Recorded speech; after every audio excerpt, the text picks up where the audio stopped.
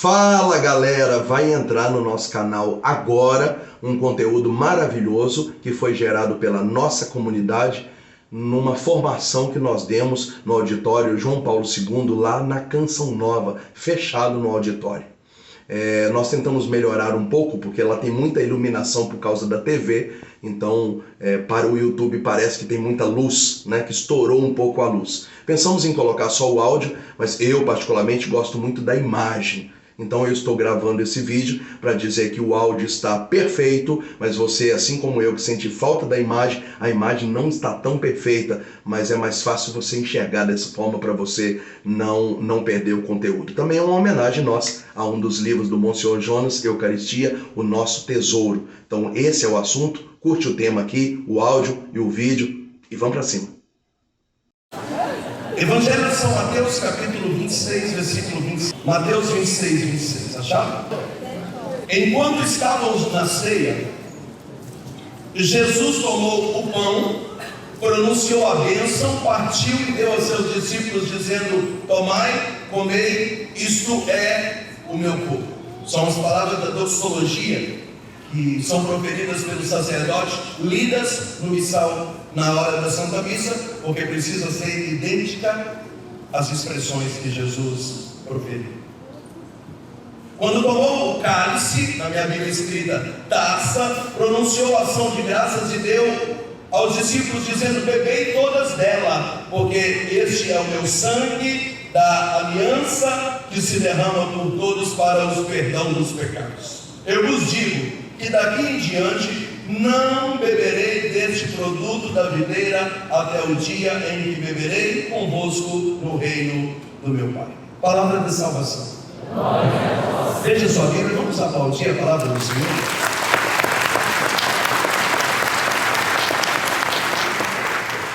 Meus amados, nós temos na Igreja Católica mais de 200 dogmas. E um dogma é uma verdade de fé irrefutável. Ou seja, para você dizer que é católico, você precisa, isso é uma obrigatoriedade de fé, acreditar nos dogmas. Por exemplo, você não tem obrigação de acreditar nas mensagens de Nossa Senhora, mas você tem obrigação de acreditar nos 4 dogmas a respeito de Nossa Senhora. Desses mais de 200 dogmas, existe um dogma, diga comigo, união hipostática. União hipostática. Eu sei que você está cansado, com fome fedido, mas abre a boca de novo. Diga comigo, união hipostática. União hipostática. União hipostática. A Igreja Católica afirma que Jesus, que é 100% Deus, Filho do Pai, assentado no alto sublime trono, desceu do céu, se encarnou no seio de Maria e se tornou 100% homem, sem deixar de ser 100% Deus. Então ele tem a sua natureza humana e a sua natureza divina na mesma pessoa, e não são duas pessoas. E é interessante que esse dogma surgiu justamente numa época onde havia uma heresia. E era a heresia nestoriana, onde se acreditava que Maria era mãe de Jesus homem, mas não era mãe de Jesus Deus, o Emanuel, o Deus conosco. E a igreja então declara: não, ela gerou o Deus conosco, o Emanuel, e também o Jesus encarnado, porque ele é 100% homem e 100% Deus na mesma pessoa. Por isso, união hipostática. Pode aplaudir, isso é lindo. Portanto, se Jesus é 100% homem, Jesus tem sentimentos. E os sentimentos de Jesus são mais doloridos ou mais aguçados que os nossos. Por quê? Porque nós temos pecado e Jesus não. Então, se uma coisa dói em você, em Jesus dói mais, porque ele é 100% homem. Desculpa a expressão, ele é mais humano que nós. Portanto, se Jesus tem sentimentos, e ele tem sentimentos, os seus sentimentos são extremamente aguçados. E é por isso que nós vamos ver Jesus chorando na morte de Lázaro, e não era um chorozinho de luto, é alguém que é 100% homem, que perdeu alguém. Nós não conseguiremos entender a dor de Jesus chorando. É o menor versículo da Bíblia, e Jesus chorou. É um sentimento aguçadíssimo. Quando Jesus fica irado e ele pega o chicote e arrebenta com o templo, nós mesmo ficando com raiva, irados, nós não conseguimos imaginar o que é Jesus dando chicotada no templo, porque o sentimento dele é o sentimento de 100% gente. Agora nós estamos na quinta-feira santa. De manhã, Jesus está cheio de sentimentos. Ninguém sabe o que vai acontecer. Então ele pede aos discípulos que preparem a ceia, porque de noite ele vai comer com os seus discípulos. O papo de Jesus nesses dias está muito estranho. Ele está falando que se o grão de trigo cair na terra não morre, não produz fruto. Ele começa a falar de carne, de sangue, de morte, de comer carne, de beber sangue. O discurso de Jesus está estranho. Por quê? Porque ele está cheio de sentimentos. Já está chegando a hora da morte. Só que ele ainda não pode contar. Então pela manhã, ele cheio de sentimentos, ele pede aos discípulos que organizem a ceia de noite e ele some. Nós não sabemos o que Jesus fez na quinta-feira santa de dia, mas quando ele encontra os discípulos na ceia, ele dá uma boa noite e diz assim: eu desejei comer ardentemente essa Páscoa com vocês. Imagina se Jesus disse que desejou ardentemente. Eu imagino que naquele dia ele ficou ansioso. Jesus estava pilhado, estava elétrico, ele sentia dor, alegria, saudade, era um misto de coisa ao mesmo tempo, e ele chega de noite na ceia explodindo, dizendo: eu desejei 100% homem comer essa Páscoa com vocês. Jesus chega numa bomba de sentimentos na Santa Ceia. E na hora da Santa Ceia, então você já sabe o que acontece lá no pés. Ele também vai deixar o mandamento do amor. Então ele vai instituir a Eucaristia e também vai deixar o seu sacerdócio para a igreja.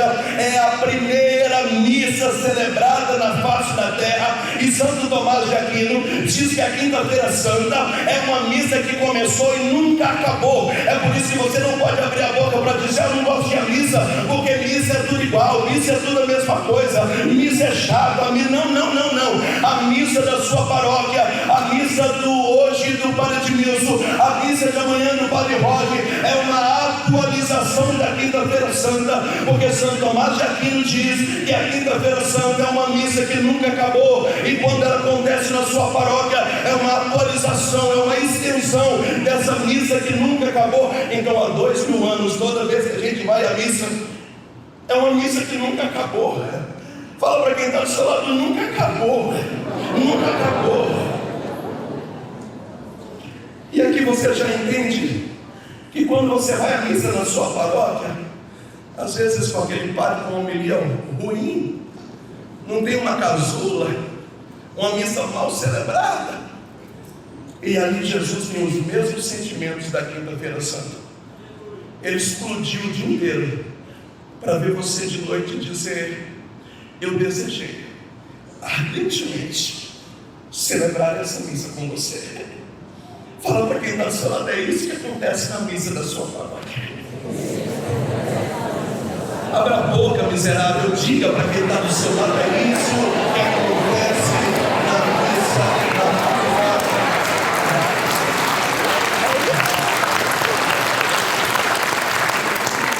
E quando você entende isso, ninguém te segura. Você já deve ter ouvido falar de Santo Efrem. E Santo Efrem dizia: quem comunga Jesus da Eucaristia, comunga fogo.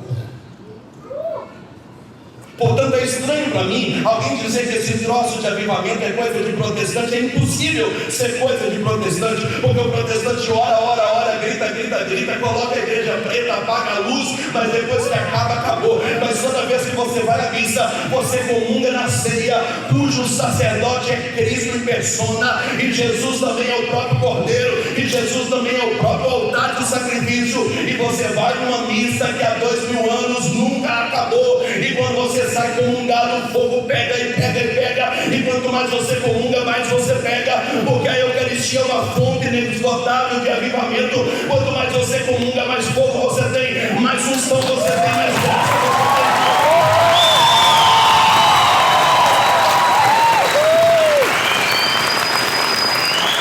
tem. Diga para quem está ao seu lado: não há avivamento sem Eucaristia.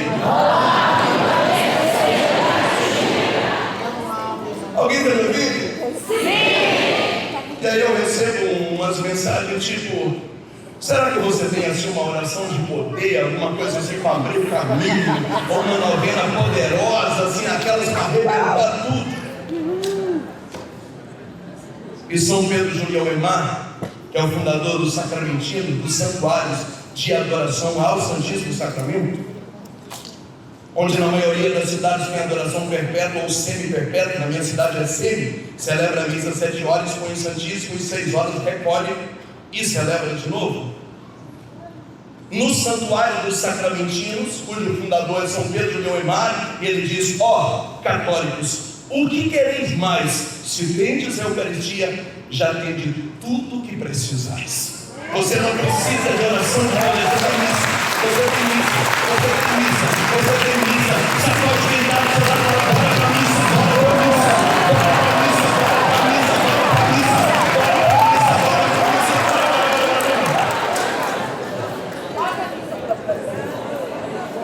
Eu queria que terminasse, eu quero que terminando essa paralela você se apaixone pela tua igreja ainda mais. Pois é, mas na minha cidade não tem padre carismático, na minha também não tem. Mas é, mas na minha cidade ninguém ora em língua, na minha diocese também não. Até o padre que acompanha a renovação, ele é muito educado, ele fala: você faz o que você tem que fazer aí, quando for eu, você me fala. Mas ele nunca vai dizer: levanta os seus braços, chararara. Não vai, não vai. Na minha diocese não tem centro de Jericó, na minha diocese não se passeia com o Santíssimo, na minha diocese não tem missa de cura. E o que é que eu mantenho o fogo? Gente, eu vou para missa. Quem comunga Eucaristia, comunga avivamento, comunga seco de Jericó, comunga...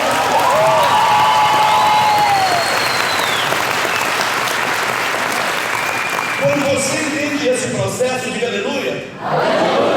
Você não precisa viajar 2 horas atrás de um padre que revela cura e libertação, porque você entendeu que aquela missa de 35 minutos com um padre idoso da capelinha do hospital, ali é uma missa de cura, porque se tem Eucaristia, a cura completa está ali.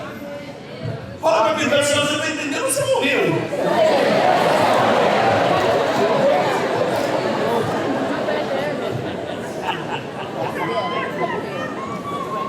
O problema é que nós somos pessoas emocionais.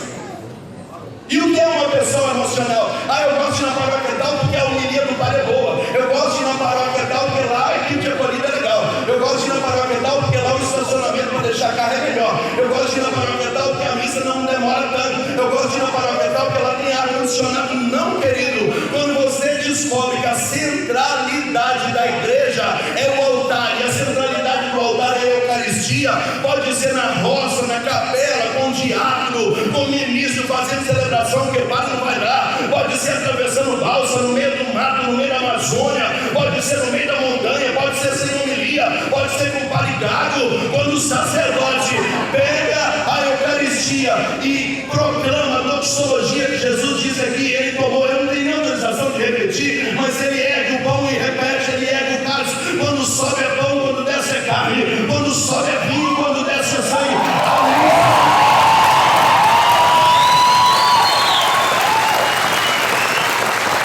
Quem falou isso não foi eu, foi Jesus. Jesus disse no Evangelho de São João: quem come da minha carne, e é comer no sentido de comer mesmo, é mastigar, quem come da minha carne e bebe do meu sangue, eu tenho parte com ele, ele tem parte comigo, e eu o ressuscitarei no último dia. O que é que o protestante vai fazer se não tem carne para comer e não tem sangue?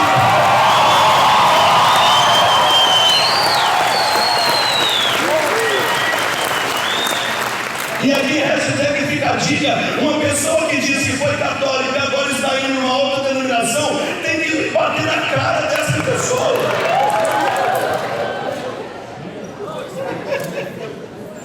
Bater na cara por quê, Moisés?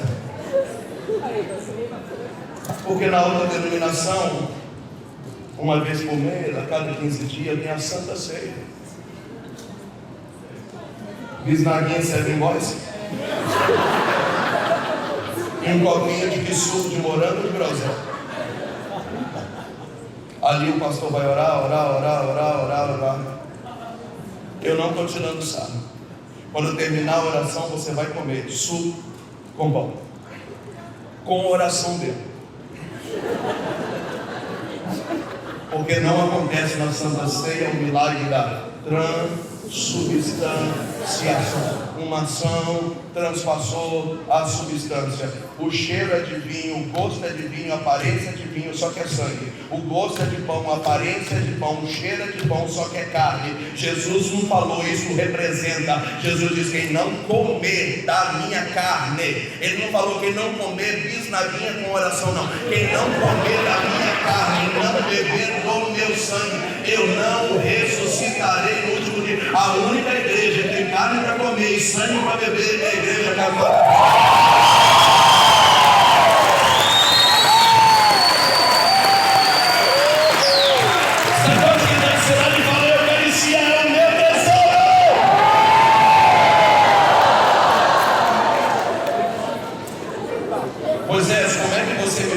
Isso?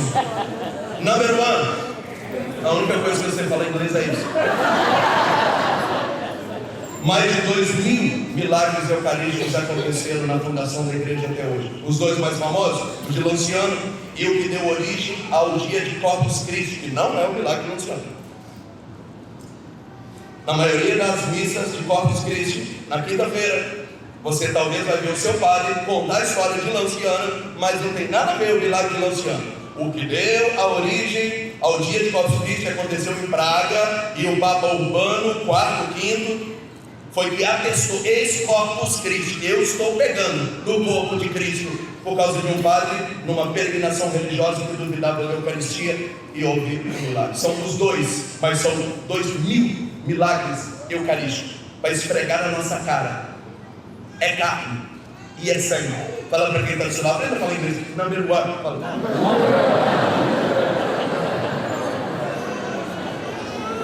Segunda coisa, aí eu já não sei falar o número 2 em inglês, então eu vou falar de inglês. É isso aí mesmo, tu é eu, né? Obrigado.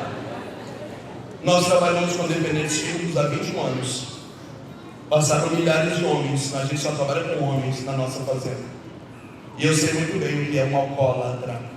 Se você for à sacristia e pegar um garrafão de 5 litros de vinho antes de consagrar, nós vamos dizer: evite o primeiro gole, porque se você encostar na boca, você vai ter síndrome de abstinência, e você vai beber até babar e cair, e você bebe de forma inveterada, você não tem controle, porque você é um alcoólatra. O detalhe é que nesses 21 anos que eu trabalho com dependentes químicos, eu nunca vi nenhum dependente químico comungar em 2 espécies e sentir vontade de beber. Mas é lindo você ver um dependente químico na Santa Missa e o padre dizer: hoje a comunhão é em 2 espécies.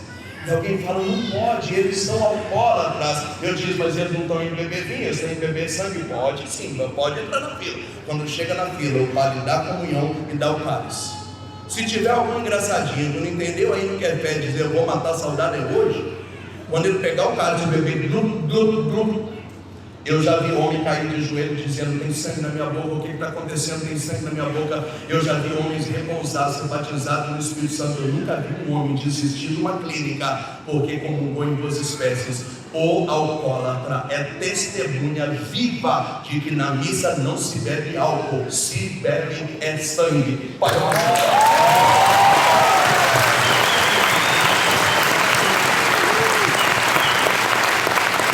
pergunta para quem está do seu lado: você está entendendo ou não está entendendo? Levanta sua mão direita e fala: estou entendendo tudo, mas é? Estou entendendo tudo, Eduardo? Feliz aniversário para você! Estou entendendo tudo, Fabiano? A sua esposa vai ficar bem!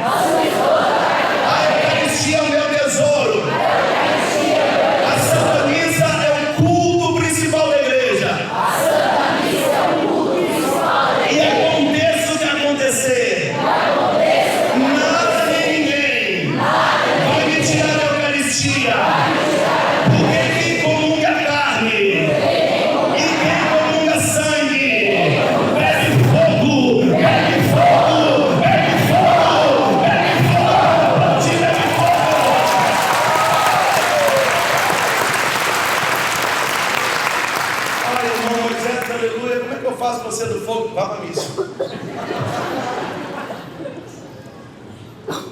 Se só for a missa domingo, um foguinho básico. Se for sábado e domingo, um pouco acima do básico. Se for quarta, sábado e domingo, um basiquinho. Agora imagina se você tiver comunhão diária.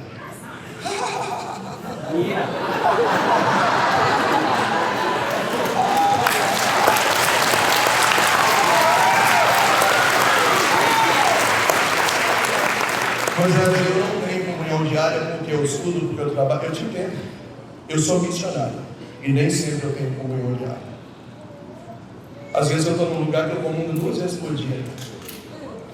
Outro dia o Eduardo foi pregar lá em Goiânia, na Basílica, que tem 5 missas. Ele fez homilia nas 5, então ele comungou 5 vezes no dia. Mas às vezes fica 2 sem comungar, porque é muita coisa. Então eu não vou mentir para você e dizer, você tem. Não. Eu não vou colocar um fardo sobre as suas costas. Eu só quero que você tenha essa consciência, e não é nem moral, é uma consciência apaixonante, de dizer, eu preciso tentar um pouco mais. Do mesmo jeito que quem quer emagrecer acorda assim para fazer caminhada, fazer academia, eu queria essa mesma disposição para você dizer, eu preciso ir para a missa, eu preciso ir para a missa. Do mesmo jeito que domingo de manhã está todo mundo andando de bike, 70 km de bike, está todo mundo correndo, subindo a serra, todo mundo com a camisa para subir a montanha. Eu queria essa mesma disposição do ovo mexido de manhã, para poder ir para a missa das 7. Fala para quem está do seu lado, chupa essa mão aí.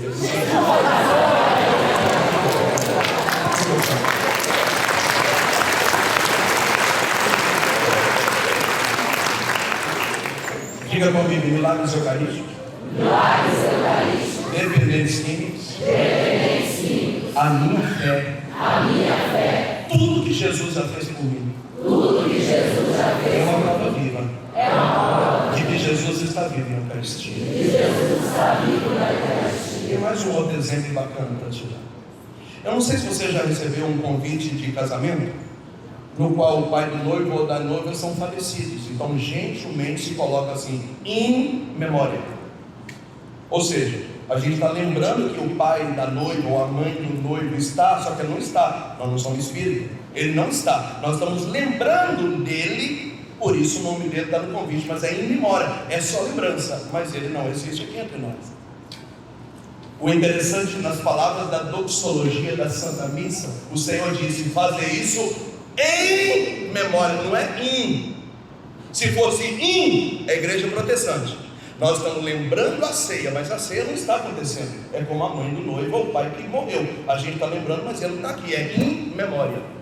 Só que Jesus diz fazer isso em memória, do latim memorial, ou seja, o que aconteceu na quinta-feira transporta para cá, e nós estamos na mesma quinta-feira, no qual Jesus está celebrando, e nós estamos participando de uma missa que nunca terminou, e só vai terminar no banquete do Cordeiro, livro do Apocalipse capítulo 22, está acontecendo agora.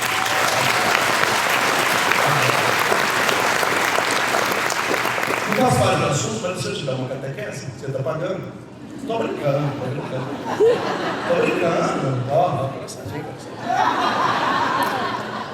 Agora você acabou de entender por que a gente manda celebrar pelas almas do purgatório.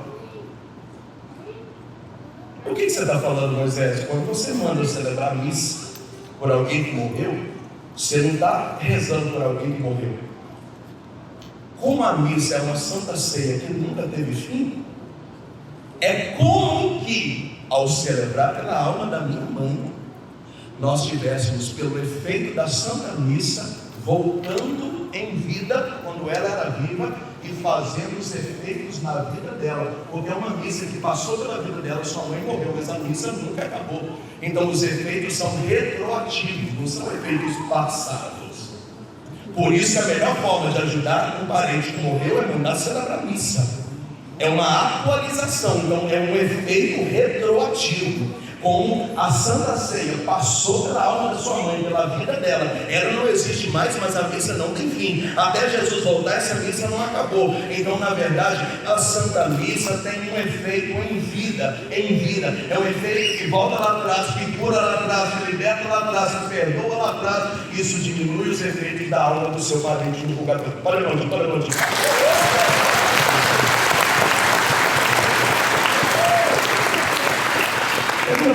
seu lado, você está entendendo ou não? Eu vou mudar um pouquinho de assunto para a gente caminhar para uma outra direção, que a gente vai rezar e o Eduardo vai rezar para você. Então você já entendeu que o diabo vai fazer de tudo para tirar você da igreja. Por quê? Porque você fora da Santa Missa, você é um Zé dela. Você é um Zé da esquerda. Fala para quem está do seu lado, você e sem missa e nada é a mesma coisa.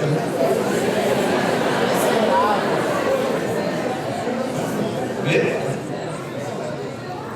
Fica sem a missa 30 dias que você vê. Você começa a babar, começa a ver coisa.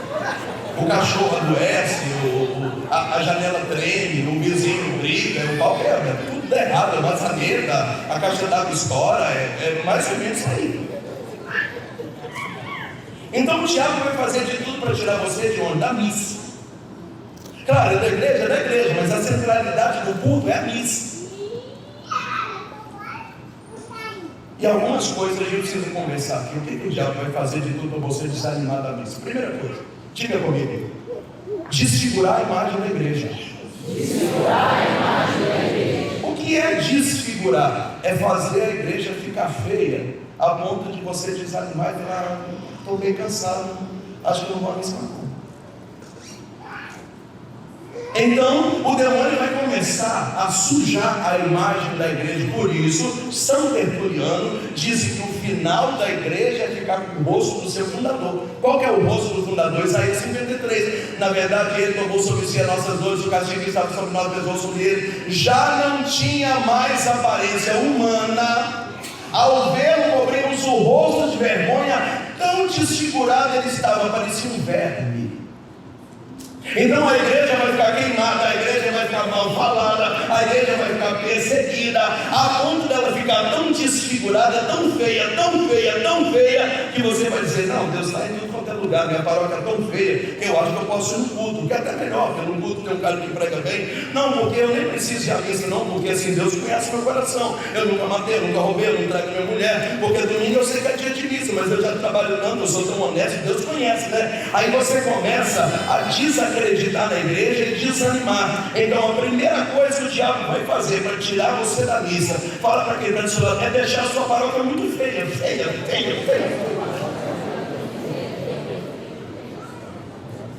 O que ele vai fazer para deixar a sua paróquia feia?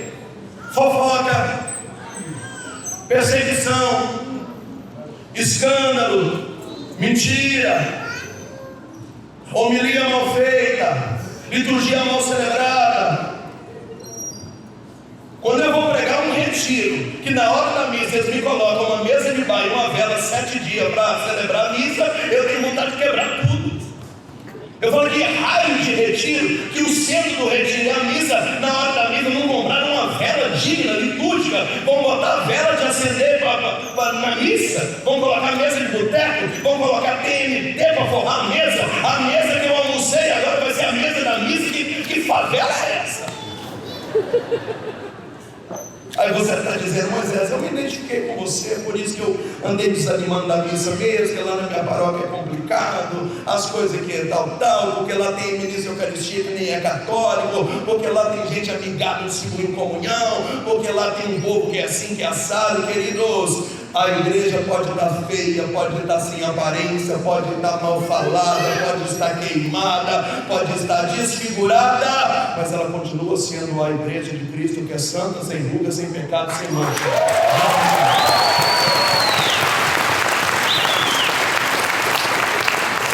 Fala para quem está do seu lado, fica calado, de olho fechado, comunga e vaza.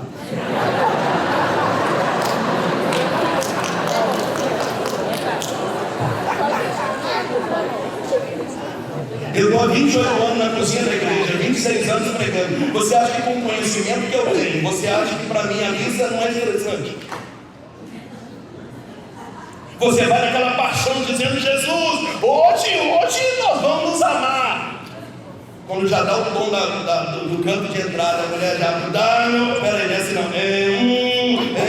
Já acabou a paz, já acabou tudo. Porque o mesmo cara que toca na missa é o que canta no forró. A mulher que canta na missa é a mulher que dita o pinho na paróquia, é a mesa da cachaça, é a filha do Zé do Botiquim. E aí eu vou pra missa para rezar e eu vejo aquela bagunça. Daqui a pouco os ministros Eucaristia com as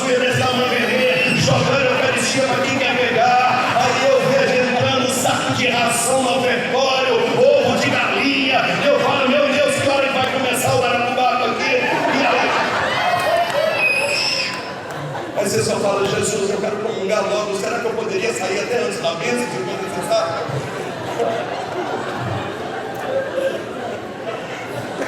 Já teve missas que eu fui e que eu não comunguei, porque era menos pior eu não comungar, porque eu comungar, eu pecaria mais se eu comungasse, porque eu fiquei puto a missa inteira.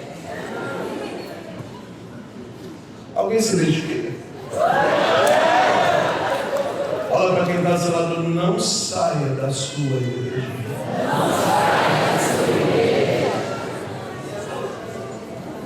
Como é que você faz, Moisés?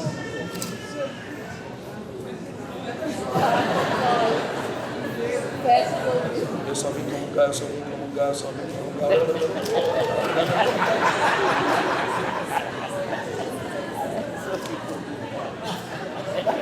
E às vezes até comungar é difícil, você está com a hóstia na boca, já está dando a mesa final, já tem gente que não está parabéns.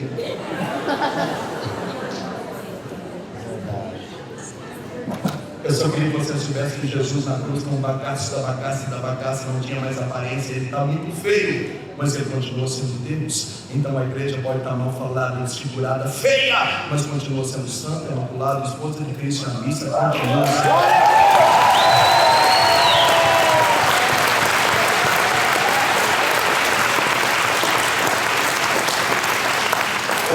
Você vai entender ou não vai entender?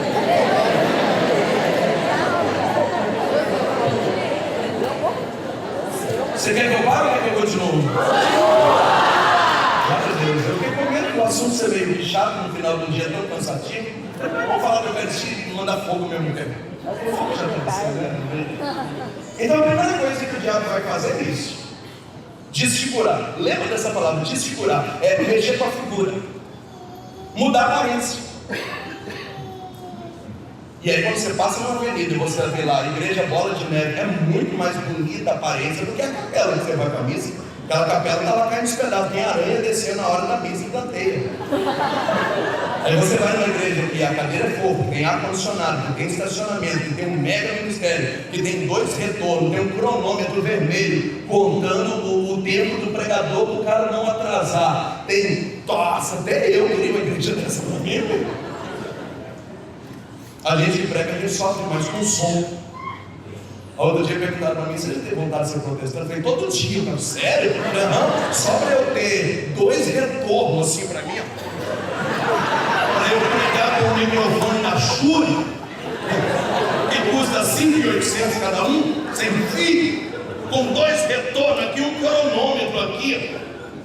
Claro que eu queria ser protestante, porque som de igreja é horrível.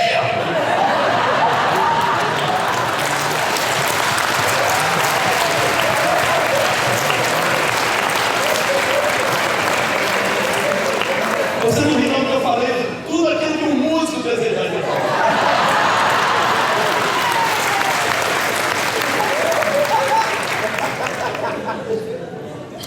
Só tem um detalhe: o som não é ruim, mas é a missa. Entendeu? Por que adianta eu ir para a Bolibona com ar-condicionado, com churro, com a fumacinha saindo? Não tem missa. E Jesus falou: quem não comer da minha carne, não beber do meu sangue, eu não ressuscitarei no último dia. Fica com um som ruim, vamos comungar.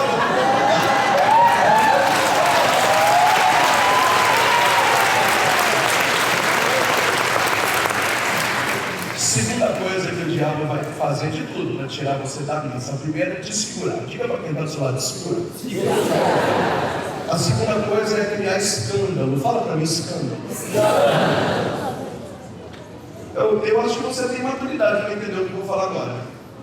O Evangelho de São Lucas, capítulo 17, Jesus disse assim: olha, para mim, é grave isso. Ninguém prega isso, é muito grave. Jesus falou assim: é impossível que não haja escândalos. Quer dizer, vai haver. É impossível que não haja. Mas ai daqueles pelos quais os escândalos vêm. Quer dizer, é impossível que não aconteça escândalo, mas está ferrado quem escandalizar. E aí ele conclui dizendo assim: melhor seria quem cometeu escândalo amarrar uma pedra de moinho no pescoço e pular no mar. Já traduzido em português, é melhor suicidar. Amarrar uma pedra e pular no mar é suicidar, porque com a pedra você não consegue voltar. E Jesus termina assim: eu vou refazer. Você não lê a Bíblia? Quando eu abrir de novo o curso de Bíblia, mas as vozes você compra.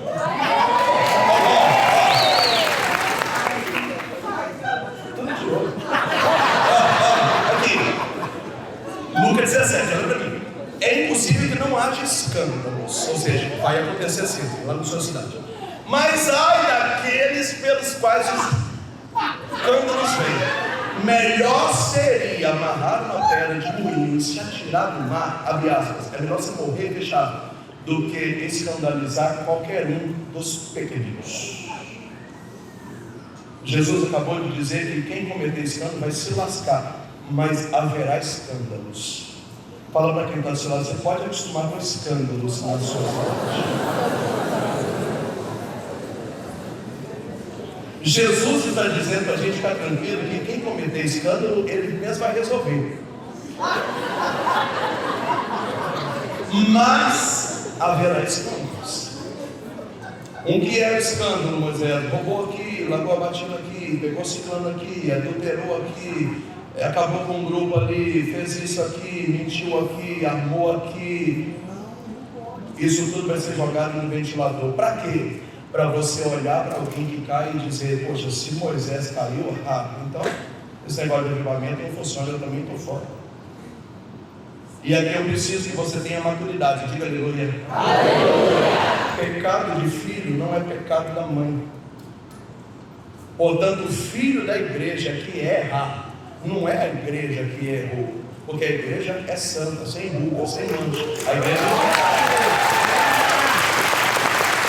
onde a gente reza isso? No credo niceno constantinopolitano. Creio na igreja uma santa. A igreja não tem ruga, não tem mancha, não tem pecado. Foi lavada a vejada do sangue do cordeiro. Jesus vai buscar a sua noiva, que é santa, e vai subir com ela. Esse é Apocalipse, capítulo 20, 21 de noivo.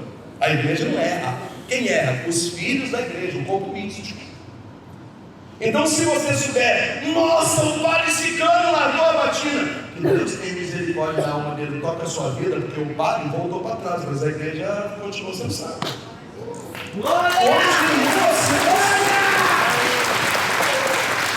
Ficamos sabendo que o coordenador do grupo de oração largou a mulher, fugiu com a amante, limpou o caixa do grupo, levou R$1 milhão. E agora o que nós vamos fazer? Que Deus tenha piedade da alma dele. O grupo de oração continua sendo santo, porque a igreja continua sendo santa, ainda que ser humano peca. Então você precisa parar de achar que o termômetro da catolicidade é gente que você admira. Não é. Você vai ver muita gente cair, muita gente voltar, muita gente fazendo caca. Da pandemia para cá, o que teve de pregador que caiu no adultério, de gente que fugiu com amante, de gente que fugiu com consagrada, de freio pegando freia, e os dois.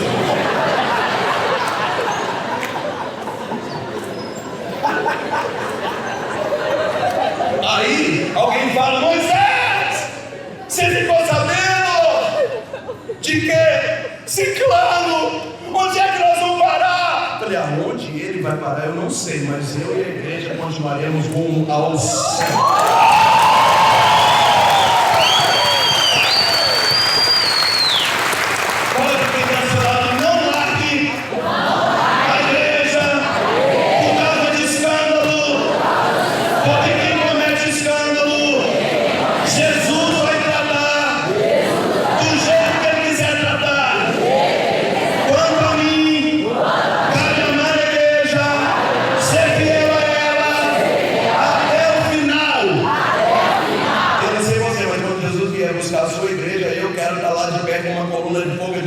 O Senhor prometeu que ia preparar uma casa e voltar para me buscar. Eu estou aqui.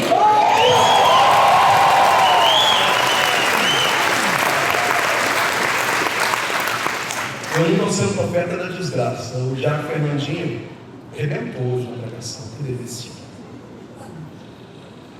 A partir de agora você vai ver coisas que até Deus viu. E se você não tiver a maturidade para dizer depois da manhã faz 3 dias, vida que segue, o diabo vai tirar você da missa por causa da decepção de gente que caiu. E a decepção de gente que caiu não pode tirar o propósito de Deus na sua vida, está me entendendo? Sim. Fala para quem está do seu lado, você está entendendo? Em nome de Jesus. Então, se você ficar sabendo amanhã que eu caí, primeiro eu peço que você dê um tiro na minha cabeça. Porque depois de 28 anos uma pessoa cair, assim, eu não sei se eu conseguiria ficar vivo. Acho que eu faria igual Judas, eu me matava. É uma desgraça, depois de 28 anos, você voltar para a merda como se não tivesse conhecido nada. Mas se você não me achar para dar um tiro na minha cabeça, e se eu também não der um em mim mesmo, eu quero que, se você ficar sabendo que eu caí, você fala que Deus tem piedade para a alma dele, e que a misericórdia de Deus dê pelo menos 14 bilhões de anos no purgatório. Enquanto isso, você toca a sua vida em paz. Toca a sua vida. Fala para quem está do seu lado: você não está ligado a cordão umbilical de ninguém.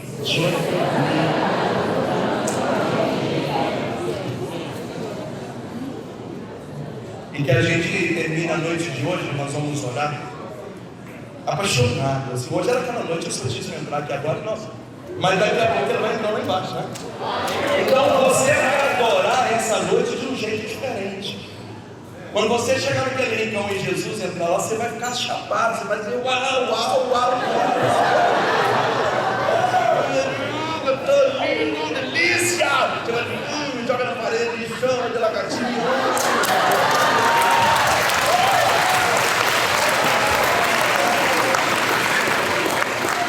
Ame a sua igreja, ame a sua paróquia, por mais cheio de problemas humanos que ela tem. Tenha a maturidade de enxergar o divino, aonde aos olhos humanos parece ser profano.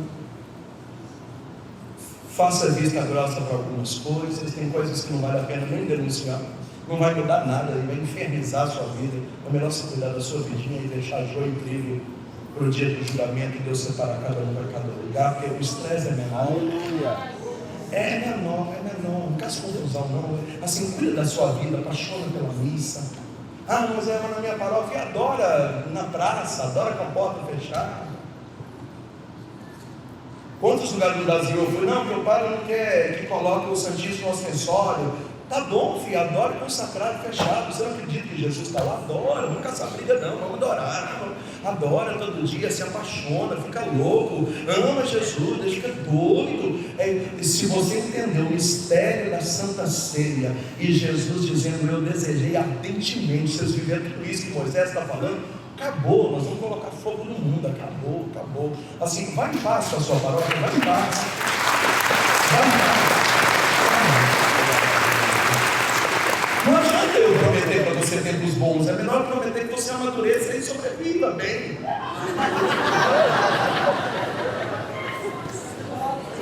Não, porque nós estamos rezando para Deus mandar um carismático para a nossa diocese, para o outro bispo. Não, adora a Deus, apaixone por Ele, apaixona.